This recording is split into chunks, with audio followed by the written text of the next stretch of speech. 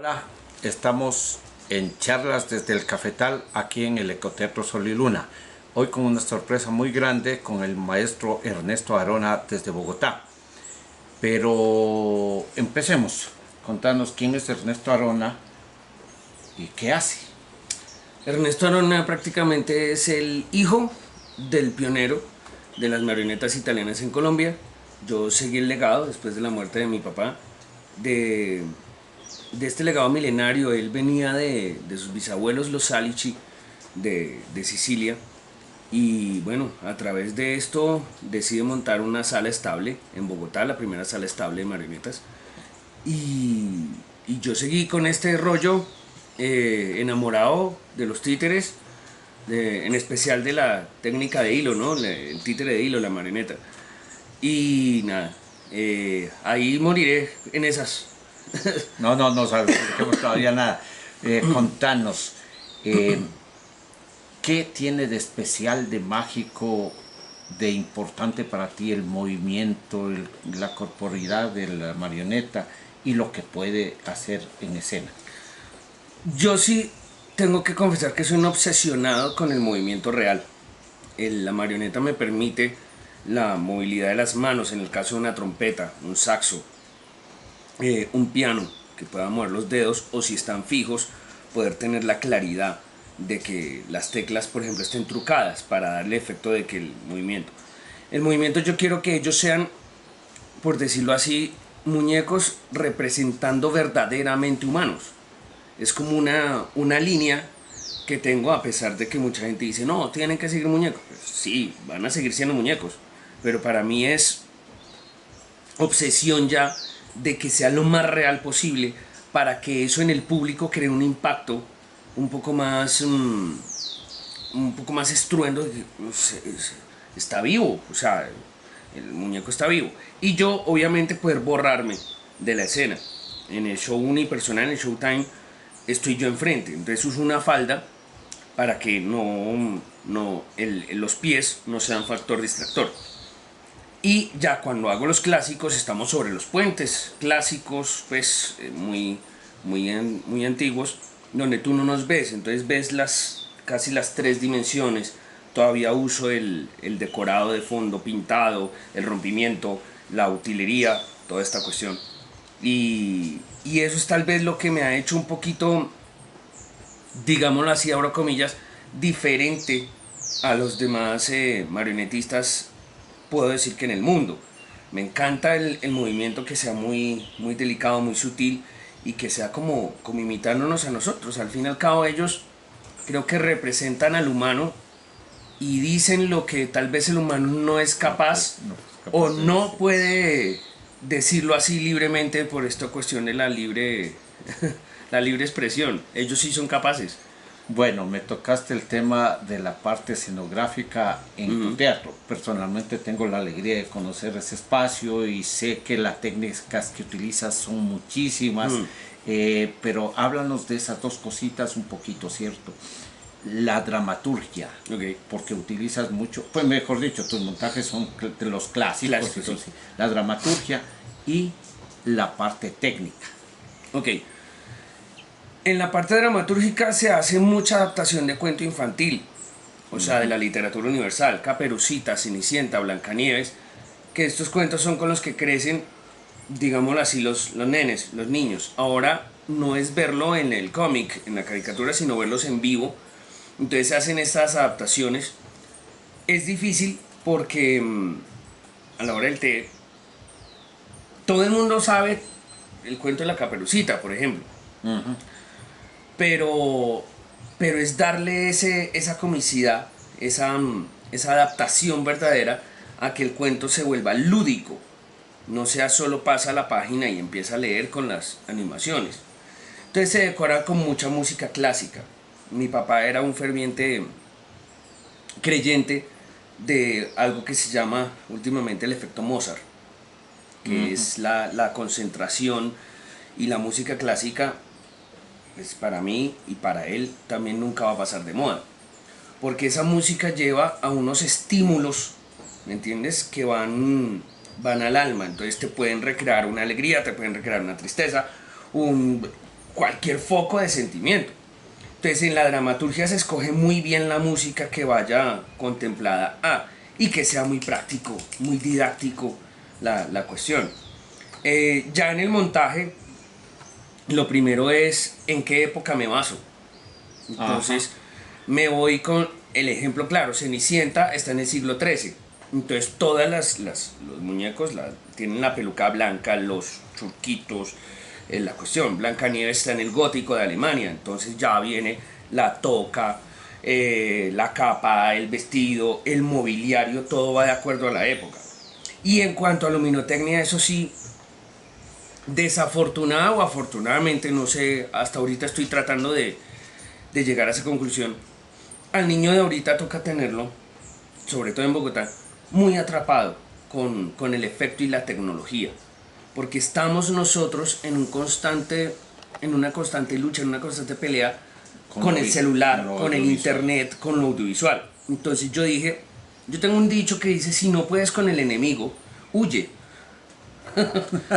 Porque no me voy a unir a una técnica que yo no conozca o algo. Entonces dije, vamos a fusionar, vamos a hacerlo clásico contemporáneo. Entonces últimamente, en el último montaje, que es La cautiva del dragón, basado en la leyenda de San Jorge, santo patrono de Barcelona, dije, si quitamos los telones de fondo pintados y mandamos imágenes en videobeam de tiro corto, ¿no? Pero que no pierda la esencia de esa, por decir así, caricatura Disney de los 50, 60. Miremoslo. Oh, es espectacular porque, por ejemplo, hay una obra de Juan Enrique Acuña que se llama Aventura Submarina y esto debajo del mar. Entonces cuando tú subes el telón, porque yo todavía soy de telón de boca y toda la cuestión, se ven los corales en movimiento y una horda de peces pasando por atrás. Pero claro, cuando viene el muñeco enfrente, es una sensación de, espera un momentico porque estoy viendo cine, pero en vivo con las marionetas y es una fusión y me da un resultado muy bonito, muy chévere porque es que estamos en la lucha de atraer ese público. Muy diferente, digamos, a lo que pasó aquí, en tu teatro.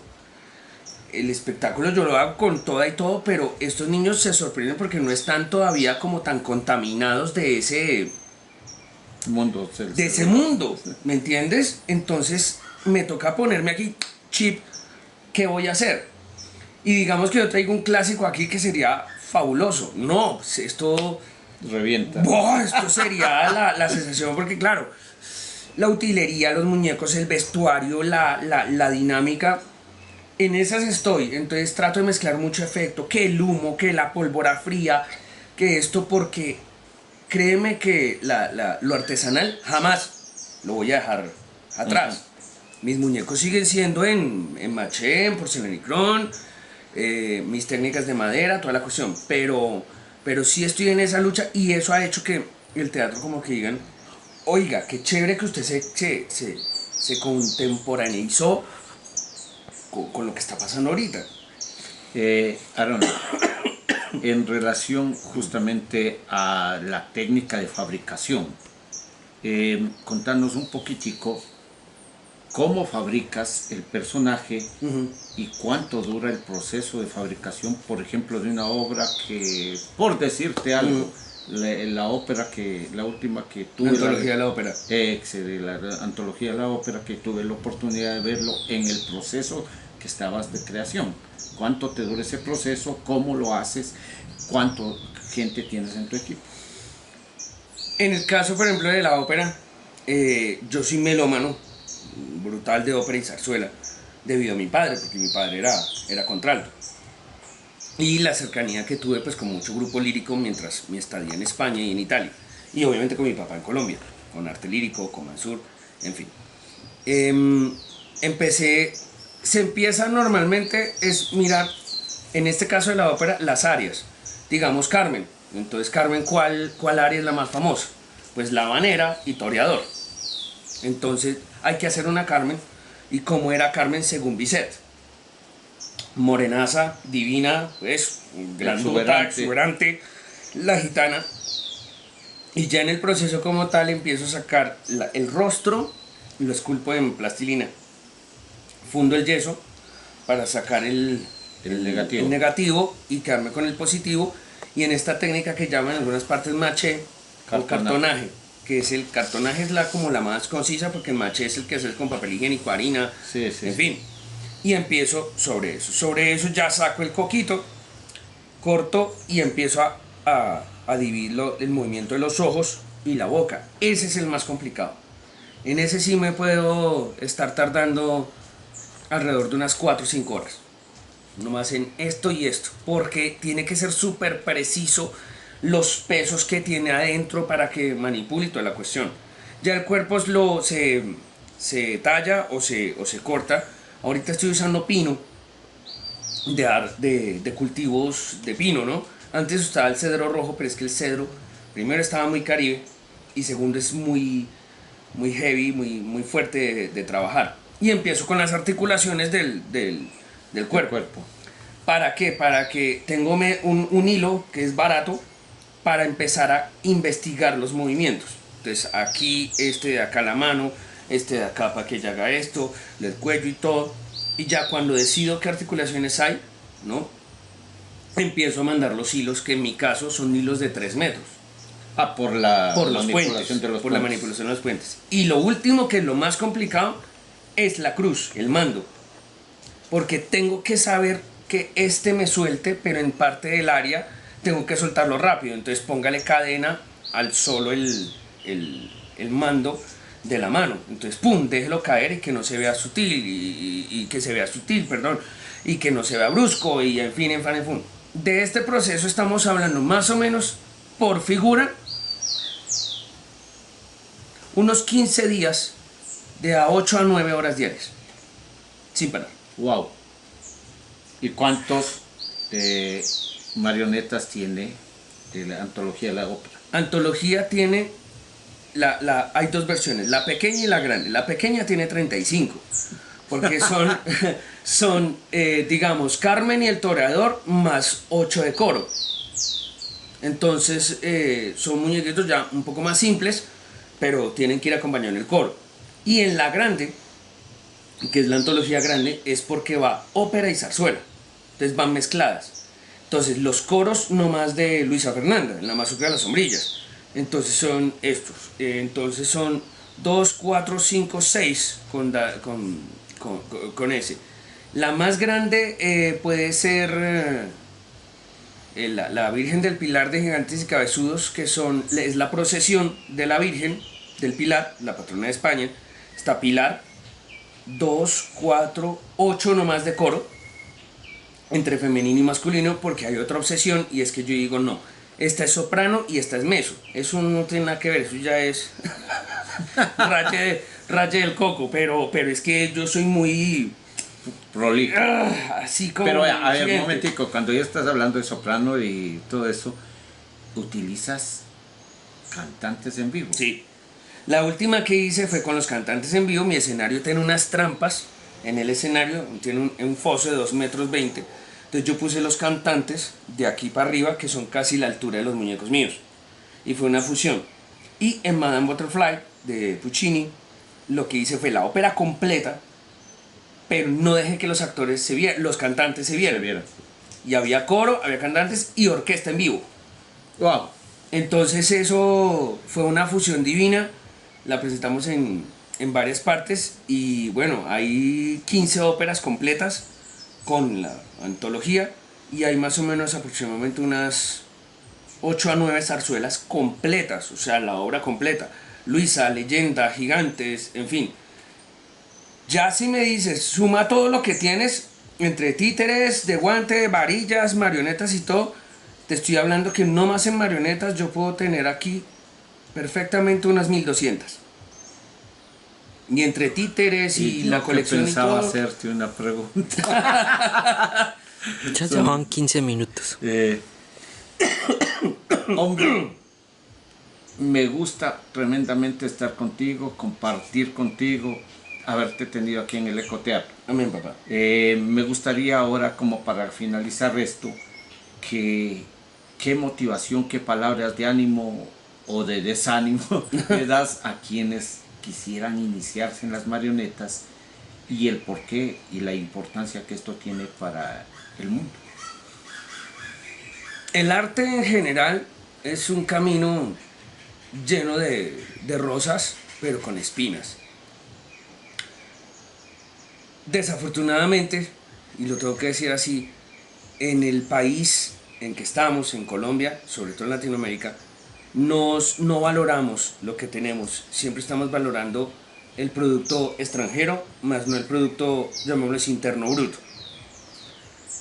Si alguien está iniciando en esto y quiere dedicarse a esto, lo primero que tiene que hacer es jamás tirar la toalla, rendirse. Hay que seguir con sol o con lluvia, porque el arte en general me ha enseñado que es el amor más posesivo que hay, porque el arte en todas sus ramas necesita siempre tiempo para él, siempre la exigencia, siempre la cuestión, porque no permite que te alejes un poquito, y es demasiado posesivo, pero a la vez es tan agradecido que la satisfacción que yo más tengo es que mi trabajo, cuando yo llego a alguna parte, el público me lo demuestra. Y es, yo me acuerdo de ti. Hay gente que llega al teatro y que, oye, tu papá, yo venía aquí donde tu papá. ¿Cómo así? Sí, ahora traigo mis nietos. Pero ¿cómo así? O sea, y recuerdan eso. Pero el arte en sí es un amor muy posesivo. Él requiere todo el tiempo para él y no te exige nada sino él. Entonces hay que tener en cuenta que si uno se va a dedicar a esto, tiene que dividir su tiempo entre su vida personal, su vida profesional, pero jamás puedes tirar la toalla, porque si no, pues no vale la pena dedicarse a esto si no es con alma, corazón y vida. Exacto. Y la constancia y la disciplina ante todo. Ernesto, muchísimas gracias por estar aquí en el Ecoteatro. A ti, papá. Esta entrevista, podcast, esta charla en el cafetal es con todo el amor para una persona que significa tanto para nosotros. Bienvenido siempre para acá. Gracias, papito, a ustedes y a seguir adelante con este proyecto que de verdad es una obra titánica. Es una locura, Que es una locura, pero es una obra titánica divina y sobre todo por los niños que necesitan tanto a estos adultos que tenemos alma de niño. Muchas gracias. A ti, papá. Felicidades.